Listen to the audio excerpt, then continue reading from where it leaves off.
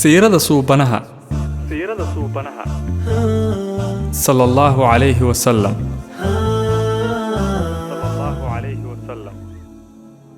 qaybta sagaalaad muujintii diinta iyo digitaanka rasuulka sallallahu alayhi wa sallam. waxay dacwadii islaamka qarsoodi ku socotayba markii 3 sano la marayay ayaa Allah rasuulkiisa sallallahu alayhi wa sallam amray inuu dacwadiisii muujiyo ummadana uga digo cadaabka alle. markaas kadib wuxuu rasuulka sallallahu alayhi wa sallam fuulay buurta Safa uuna wicitamay. markaas ayaa dadkii Maka joogay oo dhan ay soo yaaceen oo meesha yimaadeen. qofkii inuu imaado awoodi waayna qof ayuu soo dirsaday oo uu ku dhahay soo fiiri wuxuu uu yahay. markii meeshii la isku yimaaday ayaa rasuulka sallallahu alayhi wa sallam yiri ka warama haddaan idin dhaho togan fardo duulaan idinku ah ayaa soo maraya ma rumaysan laheedeen. markaasay dhaheen haa been kuguma aanan baran.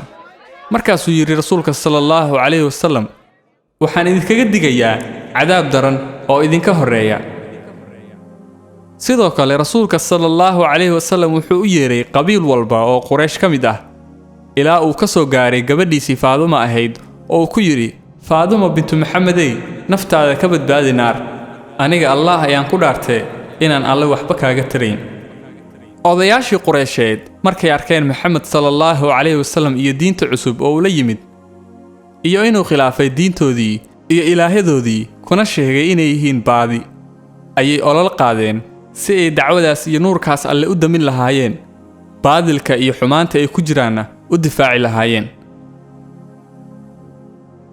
waxaa xilligaas soo dhawaaday xajka. Quraysh waxay ka baqeen in rasuulka dad fara badan gaarsiiyo diinta islaamka maadaama xajka dad fara badan iskugu imaan jireen.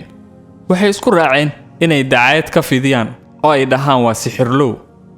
markay arkeen inay diinta sii fidayso Quraysh waxay saareen guddi ka kooban 25 nin oo ka mid ahaa odayaashii Quraysheed waxayna madax uga dhigeen Abi Lahab waxayna u xil saareen inay soo dejiyaan wixii Maxamed iyo asxaabtiisa looga dhaqmi lahaa. waxayna go'aansadeen inay ciqaabaan cid walba oo raacda rasuulka sallallahu alayhi wa sallam. aad ayay u dhibeen rasuulka iyo inta islaamka qaadatay.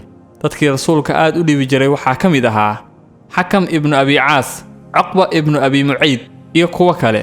dadkaas waxay rasuulka sallallahu alayhi wa sallam ku dhibi jireen xitaa gurigiisa maxaa yeelay qaar ka mid ahaa ayaa rasuulka sallallahu alayhi wa sallam daris la ahaa. ibn Isxaaq wuxuu wariyay Xakam ibn Abi Caas maahine intooda kale qofna inuusan ka islaamin.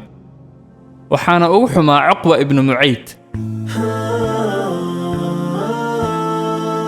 siirada suubanaha waa barnaamij maalinle ah oo aan aalaaba ku soo bandhigi doono siirada nebiga sallallahu alayhi wa sallam.